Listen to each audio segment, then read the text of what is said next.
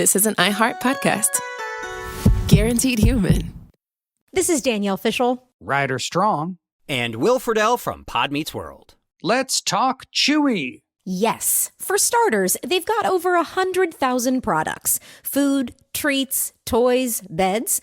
And as a dog and a cat mom, I can go to Chewy for literally anything I need, and it ships fast. And Chewy's customer service is unreal. Day or night, they're ready to help. You know what else I love? They handle prescriptions, pet insurance, telehealth, vet visits, and they're rolling out vet clinics across the country. For life with pets, the answer is Chewy. Save $20 on your first order with free shipping at chewpanions.chewy.com/world. Hey, and welcome to the Short Stuff. I'm Josh. There's Chuck. There's Jerry. Let's get it started. Wow. Is that the best you got? That was, yeah, I thought it was pretty good. Was it not? It was great. So this coincides with our vinyl records full-length episode, and we just want to be clear. Record scratching could be a full-length episode easily. Turns out. We're going to concentrate mainly on sort of the early history because we've also learned that trying to describe musical things and audio things is a little awkward. A little. I think it might be the most difficult thing we've ever tried to describe for real. You know, it kind of sounds like this. So it's going to be light on that. But let's talk about record scratching, which although apparently in the 1940s and 50s, people were creating music from turntables and composing and sampling. But if you really want to talk about turntablism, a term coined in the 90s, you really got to start in the 1970s in New York City. Yeah, there was a guy in 1975. His name was Theodore Livingston. He was a teenager in the Bronx, and he went by DJ Grand Wizard Theodore, unfortunate name. But in 1975, Theodore was playing records apparently too loud on his home stereo, and his mom came in and said, "You better turn that down." I guess his mom busted in and said, "What's that noise?" Right? And when he went to go turn the volume down, I guess rather quickly, accidentally scratched the record. And instead of being like, "Man, I screwed up my record," Theodore had the presence of mind to be like, "That sounded pretty cool. Let me see if I can do that again." Yeah, I can totally see the movie version. Apparently she was downstairs yelling at him and he went to stop it so she could hear what she was saying. Right. And then he goes over and it goes, and all of a sudden, the lights in the room get brighter. Right. He's discovered a new musical genre. Close in on Brian May looking totally astounded and amazed in awe. Oh, goodness. I still like that movie. It was very corny, though. You're correct. Yeah. So he technically invented the scratch and started doing it at parties and house parties and clubs and stuff. But if you were to ask hip-hop enthusiasts sort of who the forefathers of turntablism are, they would point to three people for sure, maybe more. Kool Herc, Grandmaster Flash, and Africa Bambaataa, all of which we talked about in our hip-hop episode.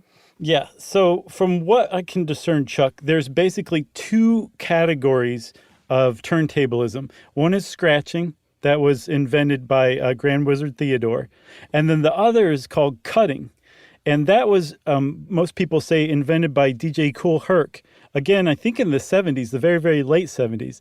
And scratching is exactly what you think it is. It's moving the record back and forth against the needle, making it scratch. Yeah. Cutting is where you have you have to have two records, and you're using the crossfader that turns one on and the other off, or turns that one on and the other off, but depending on which way you slide it. That is cutting, and everything else is either a subcategory or a combination of those two. And when you put it all together, that's where you get turntablism, which is this incredibly sophisticated, incredibly talented combination of scratching and cutting. Now, doesn't cutting mean the same record, though? No, cutting is you're cutting back and forth between two records.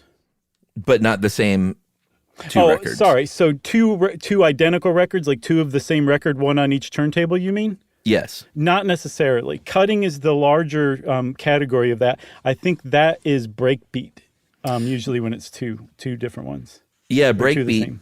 which seems to have evolved into the beat juggling, seems like just a sort of more complex version of breakbeat, right? Yeah, and breakbeat is a type of cutting, from what I understand. All right, so Cool Herc apparently came up with a breakbeat technique. That's hard to say. I would be a terrible hip hop artist because I can't even say breakbeat technique. How's your breakbeat technique? But that's when you have the two copies of the same record put on two different decks, and basically you mix between them to extend whatever indefinitely. Like the climax usually, or the break, you can just extend that forever because you're going back and forth. And like, I know how all this stuff works, but I watched a lot of videos on YouTube. There's one called Scratch School where That guy's amazing. Scratch Bastard Yeah. kind of shows you how to do this stuff. And if you don't know a lot about it, but you've long admired the sound of it and you look at it, it's really kind of cool to see how it works. It's really way more complicated than I thought. I didn't know that they actually physically marked the record Yeah. in like a clock position to know where the beats were. Yeah. I always wondered how they got the needle back to the point in the song when they needed that beat, and they just move it. Right. So they're scratching the records, they're moving the fader, they're literally moving the needle to get it in the right position back and forth. And there's a lot more going on than I thought. I knew it wasn't easy, but I was just kind of blown away. Yeah, because here's the thing. If you play a part of a record that's, say, like a drum roll, and you want to play that again, if you spin the record backward, which I believe is walking it, right? Or pausing it, I can't remember which one it is. Backward would be moonwalking, right? Okay, so if you moonwalk the record, it's going to make its own sound. But if all you want is that beat over and over again, what you're doing is, through creating breakbeats, is just going from that drum roll on the one record, and when that's done, you move the crossfader to turn the other record on so that the drum roll starts then, and then while you're playing that, you pull the other record that you just played back to the spot again, and by doing that, you can keep that drum roll going, just moving back and forth seamlessly, ad infinitum, basically. You could just keep it going forever. Keep it going forever. So that's what we would do if we didn't have to take an ad break, but we're going to do that. We'll be back to finish up right after this. Stuff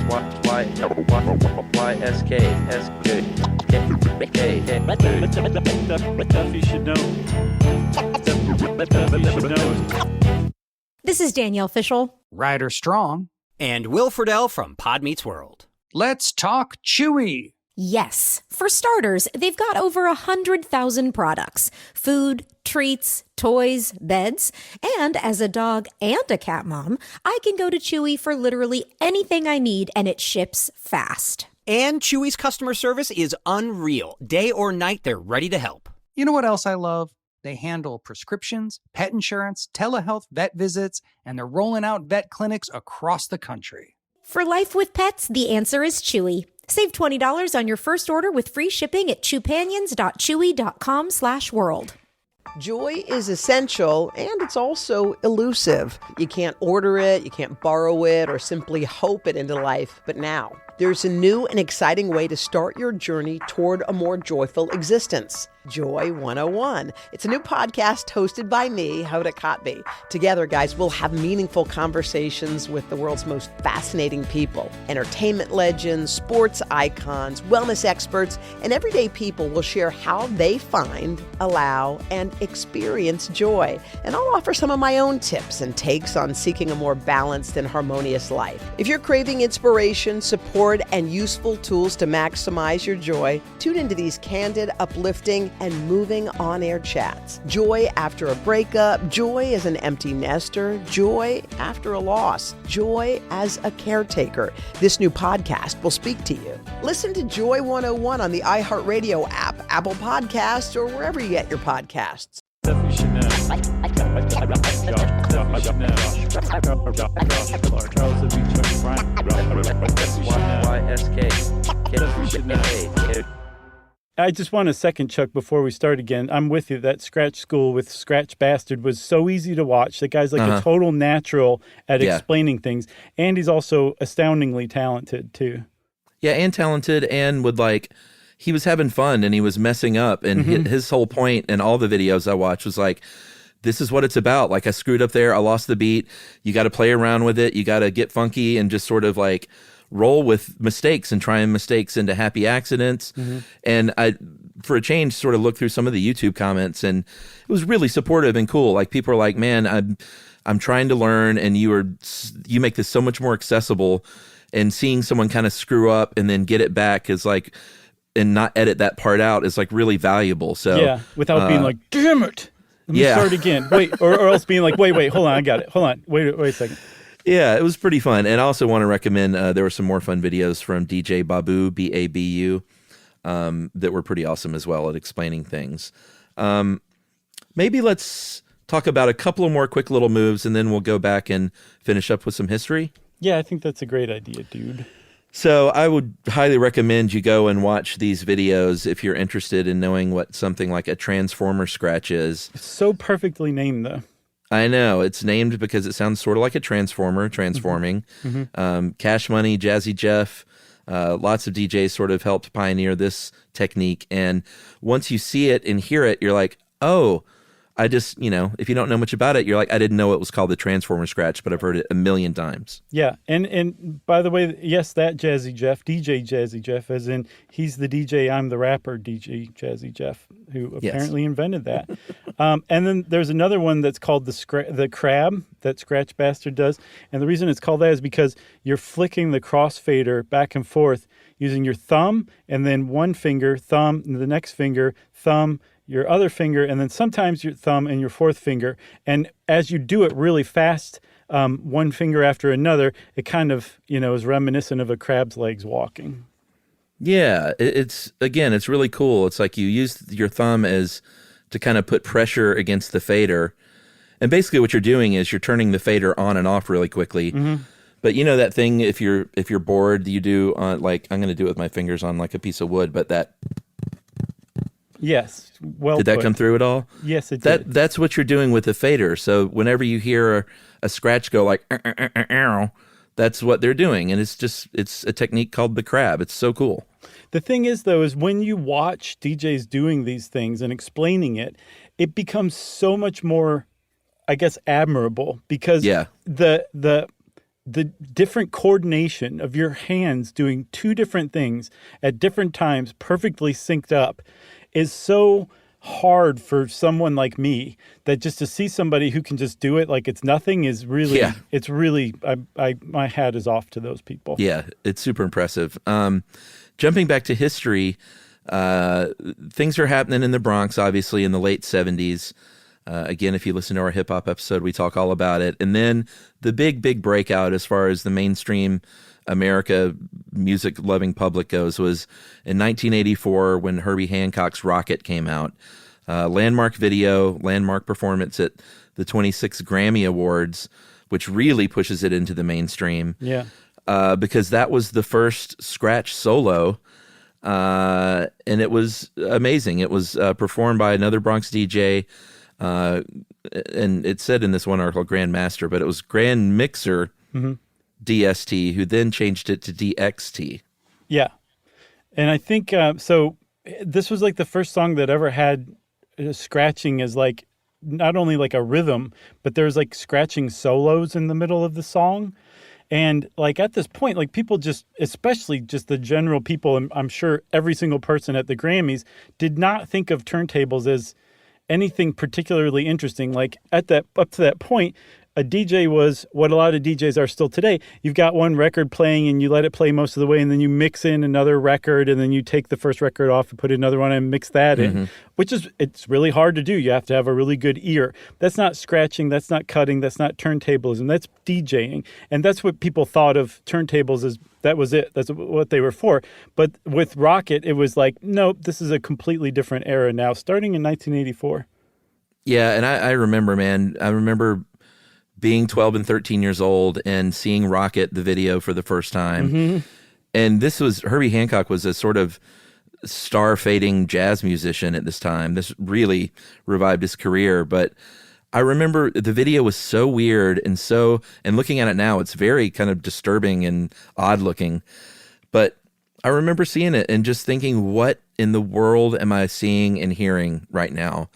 And it's not like I immediately started. I didn't get into hip hop till probably 4 or 5 years after that. Mm-hmm. But it blew my mind. I had never heard anything like it before. It was super cool to be of that generation, to have seen like a new genre being born before your very eyes. Yeah. Apparently that one performance is credited for basically getting a lot of kids into scratching and then eventually turntablism starting in the 90s, which is pretty cool. And also, as a little side note, that was the same Grammys where Michael Jackson carried Emmanuel Lewis around like a baby. You actually, if you watch the performance of Rocket, I think at the end, when everybody's clapping, they cut to them sitting together in the front row. Oh, goodness. It was a weird Grammys, dude. You got anything else? That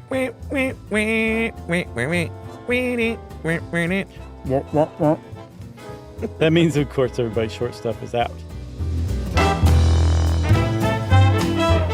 Stuff You Should Know is a production of iHeartRadio. For more podcasts from iHeartRadio, visit the iHeartRadio app, Apple Podcasts, or wherever you listen to your favorite shows.